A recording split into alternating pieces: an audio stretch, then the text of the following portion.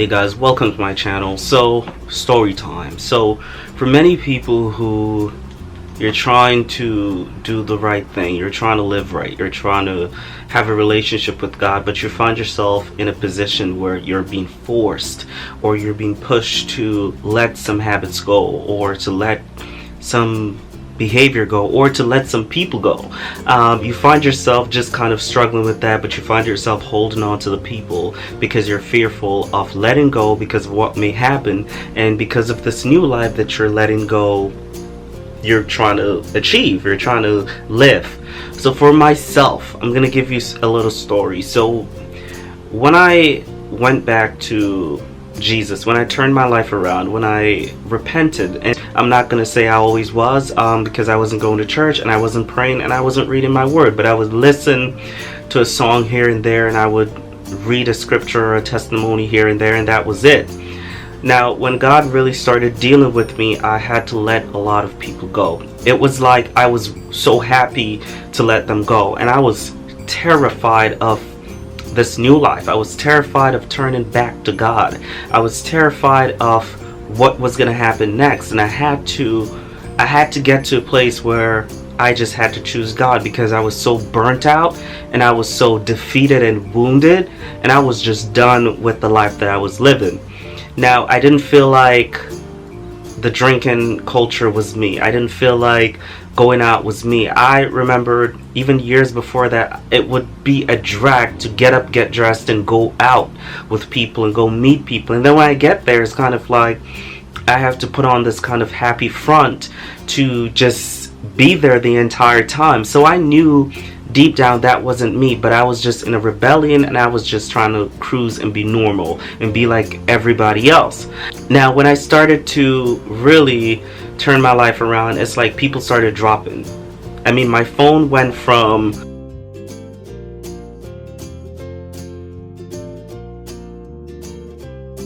like this, and I just remembered just kind of like feeling okay about it, you know?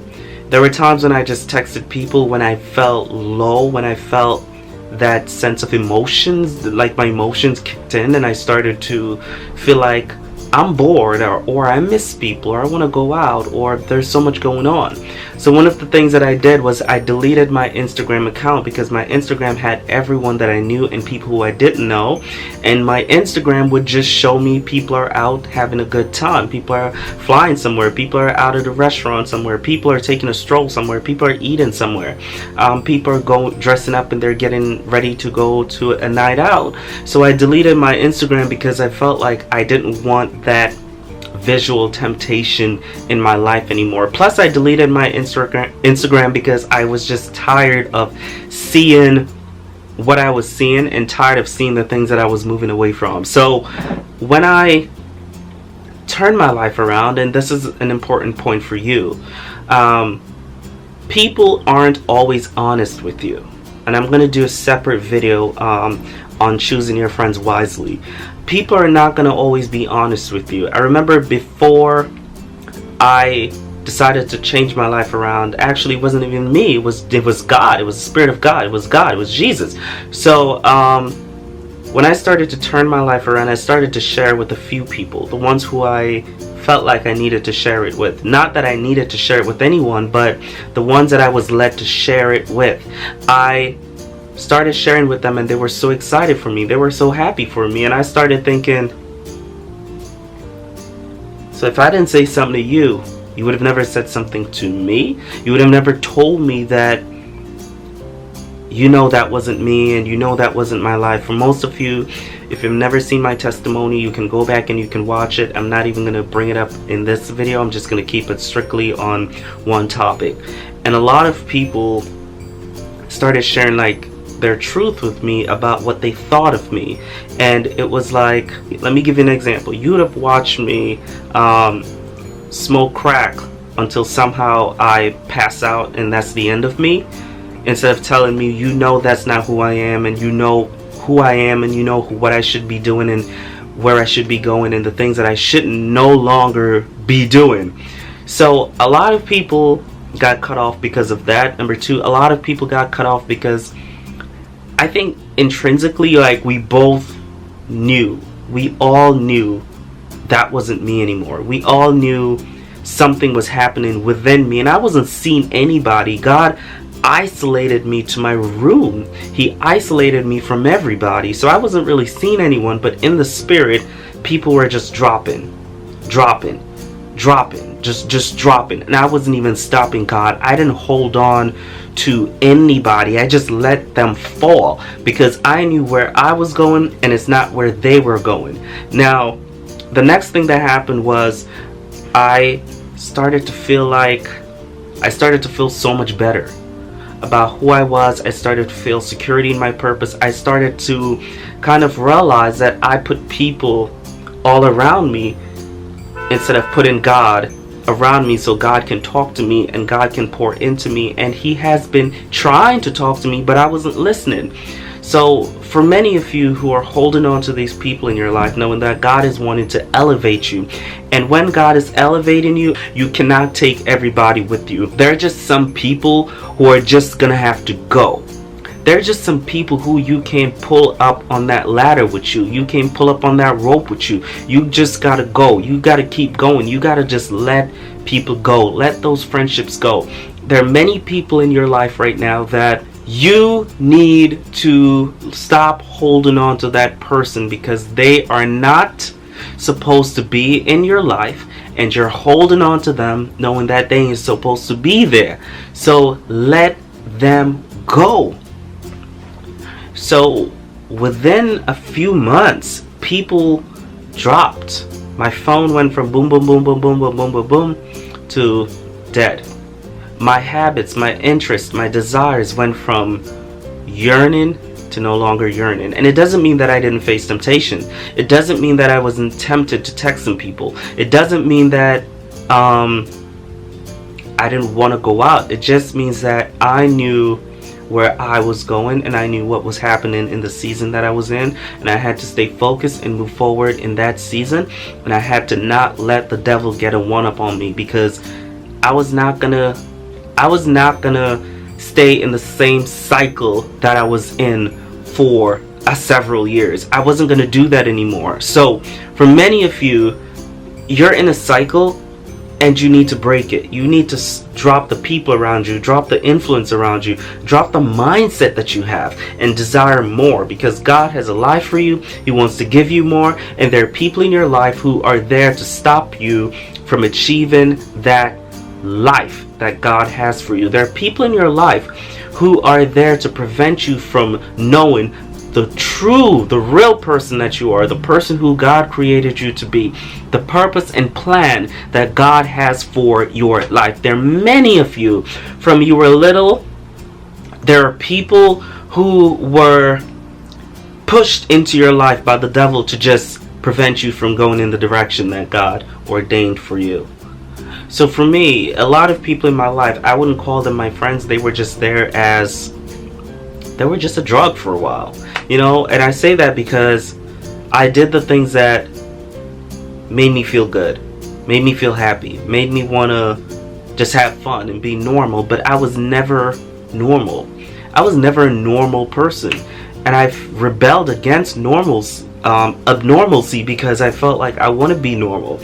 I want to be like everybody else. I want to be like these people who just do whatever they want to do and not care in the world. But man, I was convicted. I cared so much, and I had a heart, and my heart was in everything. And when you put your heart in everything, you end up getting hurt. So I felt like that's not me. I'm not gonna burn myself out. And because I wasn't being my full self, and I wasn't being the extent of who I was supposed to be at that time, I was neglecting me. And when you neglect yourself, you're uncomfortable and you're unhappy.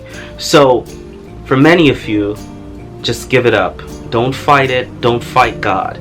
You know, when God is ready to pull you out of the pigsty, and I'm going to call it that, He's going to pull you out and stop pulling the mud and the other pigs with you. Let them go. Let them waddle and swaddle, and let them lay around and get mud tan. Let them do what they're doing, and you just let God pull you out, wash you off, and put you on the road to success, or in another pen or something. You know what I mean? But I'm just saying, when it's time to let go, when it's time to move on, when it's time to switch, when it's time to make changes in your personal life, you gotta let God do what God is doing, because those people are preventing you from knowing the life that God has for you, the life that God planned for you, the life that He wants to give you. So, like I said before, I didn't disconnect anybody. People were talking to me, and then people just stopped talking to me. There are many friendships in my life that I had, and we have not exchanged a text to this day. And it's been a few years because God just removed them.